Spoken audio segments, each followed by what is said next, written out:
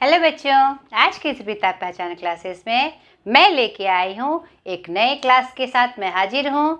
क्षितिज भाग 1 class 9 CBSE NCERT गद्य खंड पाठ 7 मेरे बचपन के दिन, जो किनकी रचना है? महादेवी वर्मा जी की। यह एक संस्मरण है। इस रचना में उन्होंने बचपन के दिन के माध्यम से बहुत से लोगों का जिक्र किया है और कैसा उस समय का उनका मतलब कि जो रूटीन था, जो दिनचर्या थी, उनका वर्णन किया है और किस सादगी के साथ उनका जीवन चक्र चलता था, उनका भी वर्णन किया है। तो आज के इस क्लास में हम जानेंगे लेखिका परिचय यानी महादेवी वर्मा जी का परिचय, उसके बाद पाठ परिचय और अंत में प्रश्न अभ्यास। तो चलिए स्टार्ट करते हैं महादेवी वर्मा जी के परिचय से। महादेवी वर्मा छायावाद की प्रमुख स्तंभ। नहीं, आधुनिक हिंदी काल जो है, हमारा साहित्य का आधुनिक हिंदी काल 4 प्रमुख भागों में बटा है। नहीं, आदिकाल, मध्यकाल जिसे आधुनिक मध्यकाल जिसे भक्ति काल और रीतिकाल के नाम से जानते हैं, और आधुनिक काल। तो आधुनिक काल जो हमारा भारतेंदु युग से शुरू हुआ, उसमें अलग अलग धाराएं हुई, जिसमें छायावाद एक प्रमुख धारा है और उसमें 4 स्तंभ का नाम आता है।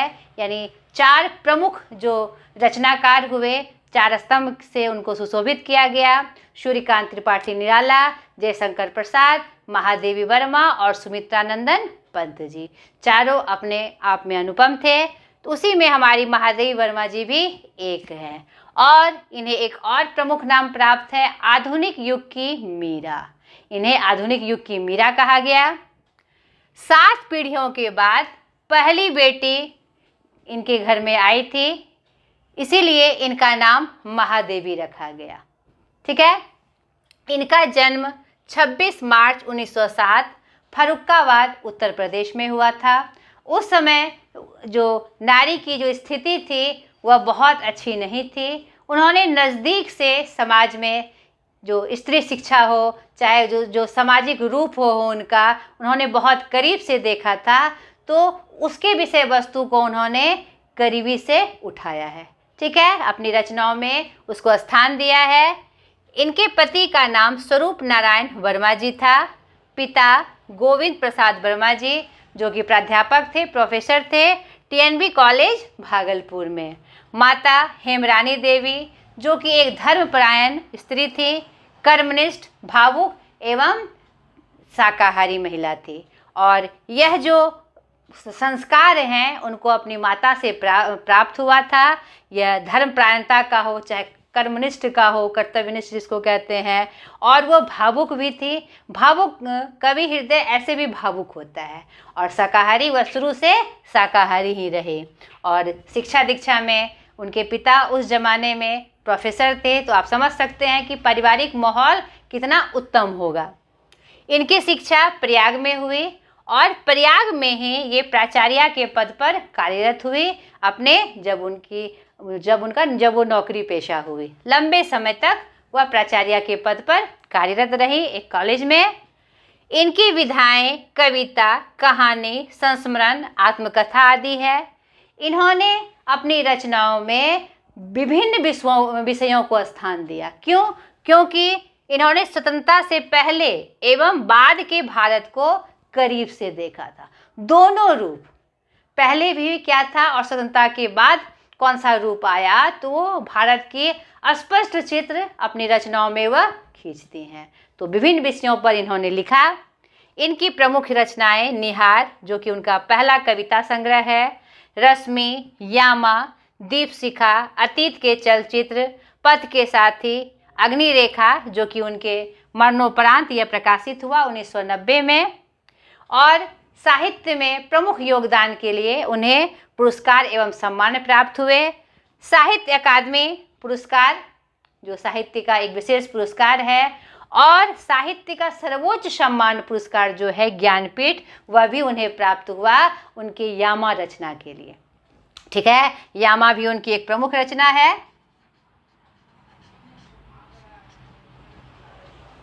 और उन्हें भारत सरकार द्वारा पद्म भूषण से भी विभूषित किया गया और उत्तर प्रदेश सरकार द्वारा भारत भारती सम्मान से भी उन्हें सम्मानित किया गया।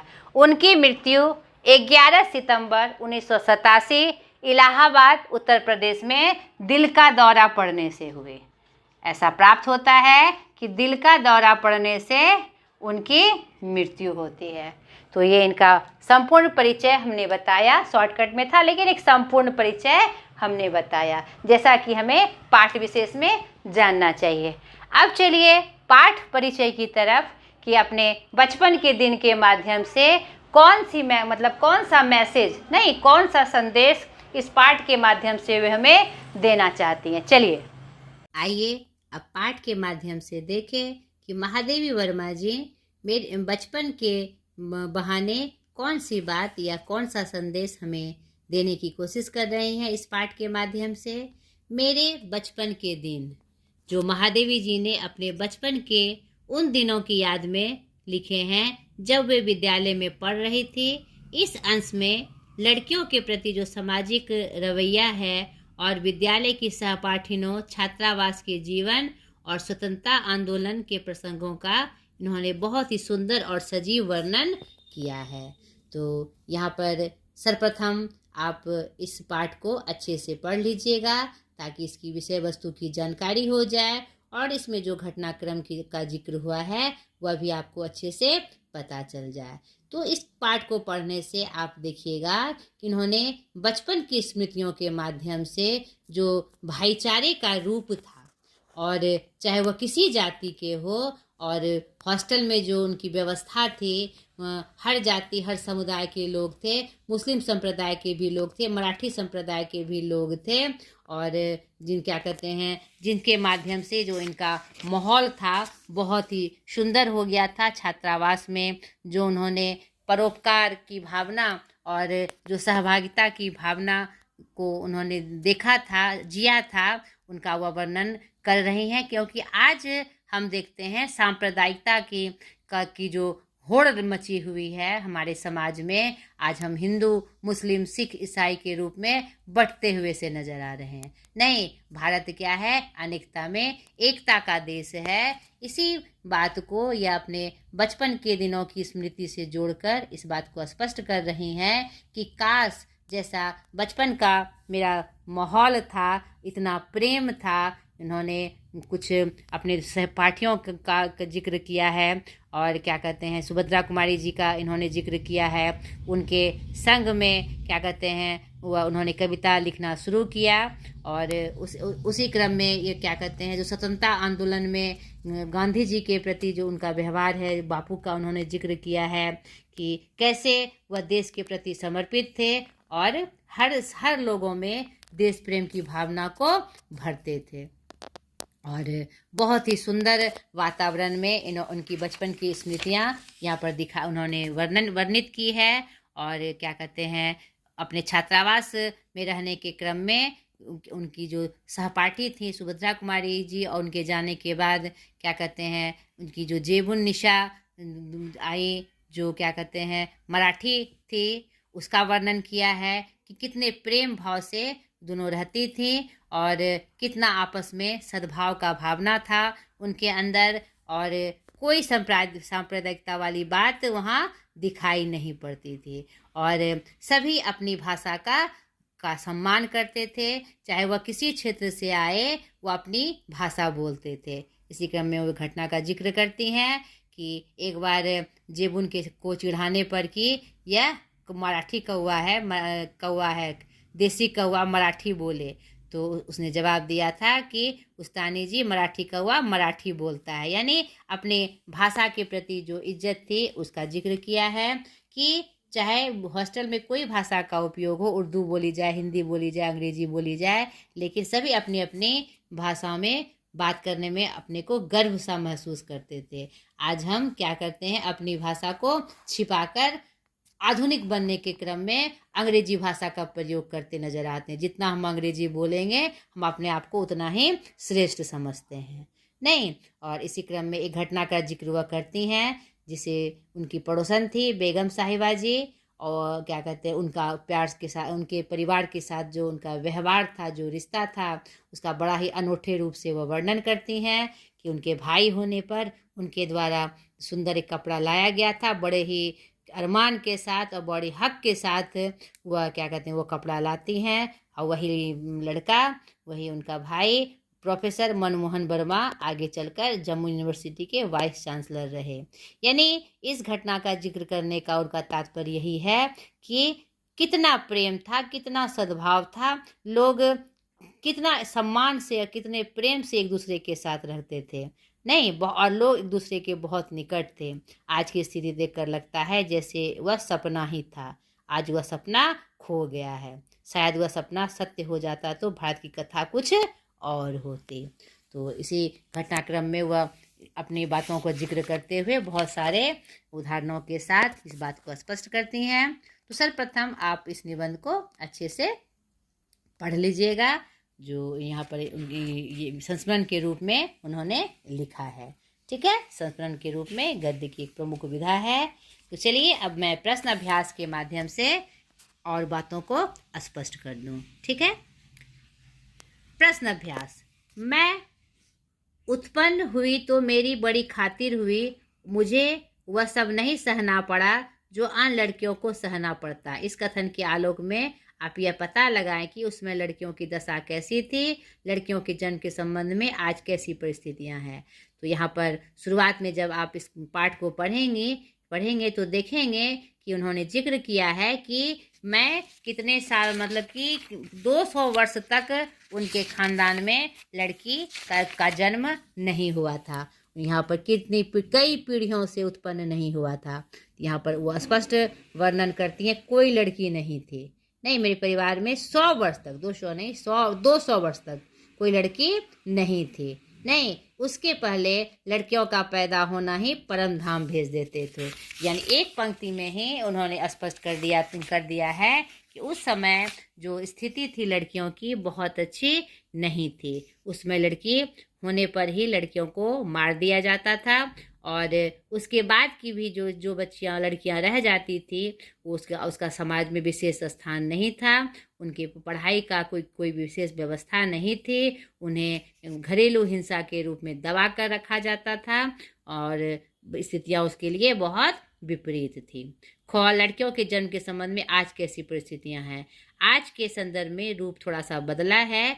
कहीं कहीं आज भी यह रूप दिखाई पड़ता है कि लड़कियों के जन्म मतलब कोख में ही उसे मारा जाता है, लेकिन यह जो स्तर है बहुत कम हुआ, यह अनुपात बहुत कम हुआ है। आज बेटे बेटियां दोनों को पढ़ाने का दौर चल चुका है, बेटियों को भी वो अधिकार दिए जा रहे हैं, और ऐसे बहुत सारे उदाहरण हैं जिसमें बेटियां मुखर होती दिखाई पड़ रही हैं और हर क्षेत्र में अपना परचम लहराती हुई नजर आ रही हैं।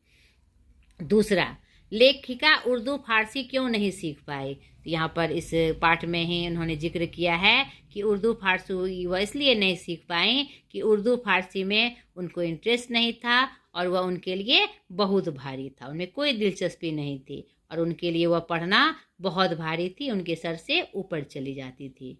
लेखिका ने अपनी माँ के व्यक्तित्व की किन विशेषताओं का उल्लेख किया है? यहाँ पर पाठ में ही उन्होंने यह स्पष्ट किया है कि उनकी जो माँ थी धार्मिक स्वभाव की थी, बहुत ही धीर बुद्धि की थी, और हिंदी की शुरुआत उन्हें अपने माँ से ही प्राप्त हुई, और वह सहयोगात्मक रवैया रखती थी सबके प्रति।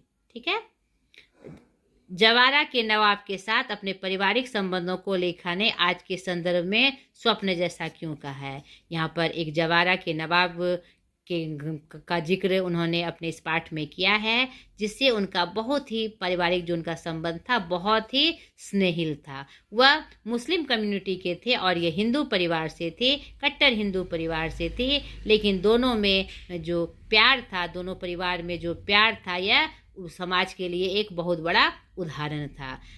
उदाहरण है कि उस इतना प्रेम था कि उनके फेस्टिवल्स पे यानी पर्व पर ये लोग महादेवी परिमा का परिवार सेलिब्रेट करने जाता था, और इनके यहाँ कोई पर्व होता था ये लोग सेलिब्रेट करने आते थे। राखी जैसे महत्वपूर्ण पर्व को वह मुस्लिम परिवार बहुत ही धूमधाम से मनाता था, और इतना प्रेम था कि कि महादेवी जी के भाई होने पर वह बहुत ही अधिकार के साथ वह उनके पिता से यह कहने आती हैं कि देवर जी, इसका नामकरण मैं करूँगी और इसकी पोशाक भी मैं पहनाऊँगी, सर्वप्रथम पोशाक मैं पहनाऊँगी। और बहुत ही खुशी और प्रेम के माहौल में यह होता भी है। और यह आज के संदर्भ में यह बिल्कुल सपने जैसा है। आज हम बटे हुए से दिखाई पड़ते हैं। इतना प्रेम और सौहार्द आज हमारे परिवारों में दिखाई नहीं देता। हम रिजर्व होने की प्रवृत्ति अपना रहे हैं और हम व्यक्तिगत रूप से आगे बढ़ रहे हैं, मतलब संयुक्त रूप से सामाजिक तौर पर हम एक दूसरे से कटते जा रहे हैं। ठीक है, इसीलिए लेखिका को आज के संदर्भ में यह कैसा लग रहा है? स्वप्न जैसा लग रहा है। रचना और अभिव्यक्ति। जेबुनिसा महादेवी वर्मा के लिए बहुत काम करती थी। जेबुनिसा के स्थान पर यदि आप होती तो महादेवी से आपकी क्या अपेक्षा होती? तो आप बताइए कि उन्होंने जो घटने का जिक्र किया है कि सुभद्रा कुमारी जी के जाने के बाद जेबुन जो बहुत काम करती थी, उसके स्थान पर आप होते तो क्या करते? ठीक है। महादेवी वर्मा को काव्य प्रतियोगिता में चांदी का कटोरा मिला था। अनुमान लगाइए कि आप इस तरह का कोई पुरस्कार मिला हो तो वह देश हित में क्या किसी आपदा निवारण के देना पड़े तो आप कैसा अनुभव करेंगे? तो आप अपनी सोच के अनुसार बताइए कि उन्हें पुरस्कार स्वरूप चांदी का कटोरा मिला था और वह उसे बापू को आनंद भवन में दे आई थी। यानी यहाँ पर देश प्रेम की जो भावना उनके अंदर थी और थोड़ी देर के लिए लगा कि वो कटोरा ले लिया गया, लेकिन बाद में उनको संतुष्टि हुई कि मैंने क्या कहते हैं देश के मतलब कि आज़ादी के लिए जो क्रम चल रहा था उसमें मैंने सहभागिता दी और उसमें मेरा चांदी का कटोरा उसके लिए एक कारण बनेगा। ठीक है। लेखिका ने आप कैसा अनुभव करेंगे अगर ऐसा आपको देना पड़े? तो आप अपने अनुसार बताइए। लेखिका ने छात्रावास के जिस बहुभाषी परिवेश की चर्चा की है उसे अपनी मातृभाषा में लिखिए। यहाँ पर मातृभाषा का जो उन्होंने महत्व बताया है उस संदर्भ में यह प्रश्न आया है कि जो छात्रावास में जो बहुभाषी परिवेश था, यानी सब अलग अलग भाषा बोलने वाले थे लेकिन आपस में सब में बहुत ही प्रेम था, तो उस घटना का जिक्र आप अपनी मातृभाषा में लिखिए। महादेव जी के संस्मरण को पढ़ते हुए आपके मानस पटल पर अपने बचपन की कोई स्मृति उभर कर आई होगी, उसे स्मरण शैली में लिखिए। ठीक है, ये आप जरूर करिएगा। नमा महादेवी ने कवि सम्मेलनों में कविता पाठ के लिए अपना नाम बुलाए जाने से होने वाले बेचैनी का जिक्र किया है। अपने विद्यालय में होने वाले सांस्कृतिक कार्यक्रमों में भाग लेने समय आप में जो बेचैनी अनुभव की होगी उस पर डायरी का एक पृष्ठ लिखिए। ऐसा जरूर आपके साथ हुआ होगा। आपने किसी प्रतियोगिता में भाग लिया होगा या सांस्कृतिक कार्यक्रम में भाग लिया होगा, तो आपका नंबर आने तक जो बेचैनी होती है उसे ज़रूर बताएं। ठीक है, तो अब चलिए भाषा अध्ययन की तरफ हम चले। पाठ में निम्नलिखित शब्दों का विलोम शब्द ढूंढ कर लिखिए। नहीं, विद्वान मूर्ख, अनंत अंत, निरपराधी अपराधी, दंड पुरस्कार, शांति अशांति। ठीक है, 11 नंबर देखिए। निम्नलिखित शब्दों से उपसर्ग प्रत्यय अलग कीजिए और मूल शब्द बताइए। निराहारी, निर जोर आहार जोर ई। सांप्रदायिकता, नहीं, इसमें क्या है? ता प्रत्यय का प्रयोग हुआ। संप्रदाय जोर इक जोर ता, सांप्रदायिकता। अप्रसन्नता, इसमें क्या सम जोर इसमें सांप्रदायिकता में प्रयोग हुआ है, वो भी आपको लिखना है, यानी उपसर्ग और प्रत्यय दोनों लिखना है। सांप्रदायिकता, सम जोर प्रादायिक जोर ता। ठीक है। अप्रसन्नता, अ जोर प्रसन्न जोर ता। अपनापन, अ जोर अपनापन, अपनापन, अप जोर ना जोर पन, अन। ठीक है, अन होगा। किनारीदार, किनारीदार, किनारी जोर दार। ठीक है। स्वतंत्रता, स्वतंत्र जोर ता, स्वतंत्रता, इसमें से प्रत्यय का प्रयोग है। निम्नलिखित उपसर्ग प्रत्ययों की सहायता से दो दो शब्द लिखिए। तो ये उपसर्ग हैं और ये प्रत्यय है। सिंपल सा सवाल है, इसे अपने से बनाइए। अन, अनुसार, अन, बहुत सारे शब्द से बनेंगे। औ से अपनापन, आजाद, अनवरत, अभाव, क्या कहते हैं, अलबत्ता, बहुत सारे शब्द बनेंगे। उसी प्रकार उपसर्ग प्रत्यय से आपको दो दो शब्द लिखने हैं। पाठ में दिए गए सामासिक पद छांटकर विग्रह करिए। यानी अगर कुछ इसमें पाठ में कोई सामासिक पद है तो उसको लिखना है और उसको फिर विग्रह करना है। तो ये खुद से एक्टिविटीज़ करिए। पाठ्येतर सक्रियता, इसमें कुछ एक्टिविटीज हैं। बचपन पर केंद्रित मैक्सिम गोर्की की रचना मेरा बचपन पुस्तकालय से लेकर पढ़िए। मातृभूमि ए विलेज विदाउट वीमेन 2005 फिल्म देखें। मनीष झादवानी जैसी फिल्म में कन्या भ्रूण हत्या की त्रासदी को अत्यंत बारीकी से दिखाया गया है, जरूर देखिएगा। कल्पना के आधार पर बताइए कि लड़कियों की संख्या कम होने पर भारतीय समाज का रूप कैसा होगा। यह विडंबना तो आज ही दिखाई पड़ रही है, और जिस अनुपात में आज लड़के हैं उस अनुपात में लड़कियां नहीं मिल पा रही है। और जो हमारे समाज का एक व्यवहार है विवाह, उसमें भी बहुत सारी दिक्कतें आ रही है। तो ये आपका प्रश्न अभ्यास भी यहाँ समाप्त हुआ।